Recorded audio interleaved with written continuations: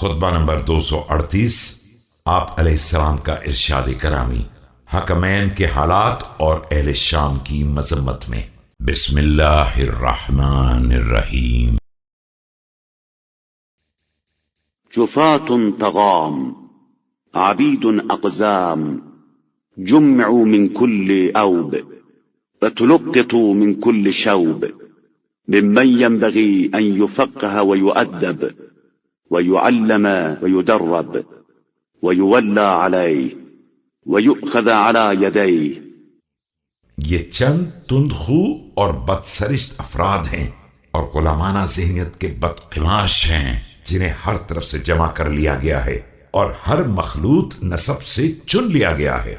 یہ لوگ اس قابل تھے کہ انہیں مذہب سکھایا جائے، مؤدب بنایا جائے، تعلیم دی جائے اور تربیت یافتہ بنایا جائے، ان پر لوگوں کو حاکم بنایا جائے اور ان کا ہاتھ پکڑ کر چلایا جائے۔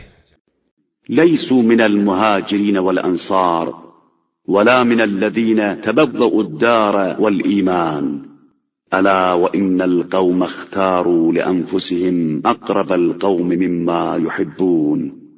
یہ نہ مہاجرین میں تھے اور نہ انصار میں اور نہ ان لوگوں میں جنہوں نے مدینے میں یا ایمان میں اپنی جگہ بنائی تھی۔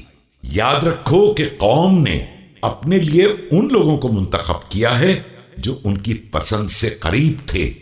وَإِنَّكُمْ اخْتَرْتُمْ لِأَنفُسِكُمْ أَقْرَبَ الْقَوْمِ مِمَّا تَكْرَهُونَ وَإِنَّمَا عَهْدُكُمْ بِعَبْدِ اللَّهِ بْنِ قَيْسٍ بِالْأَمْسِ يَقُولُ إِنَّهَا فِتْنَةٌ فَقَطِّعُوا أَوْتَارَكُمْ وَشِيمُوا سُيُوفَكُمْ۔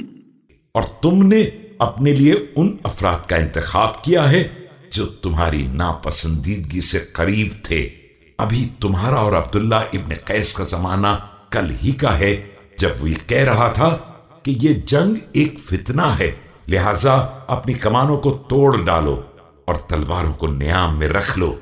فإن كان صادقا فقد أخطأ بمسيره غير مستكره وإن كان كاذبا فقد لزمته التهمة فادفعوا في صدر عمرو بن العاص بعبد الله بن العباس۔ اب اگر یہ اپنی بات میں سچا تھا تو میرے ساتھ بلا جبر و اکراہ چلنے میں غلط کار تھا اور غلط کہتا تھا تو اس پر الزام ثابت ہو گیا تھا۔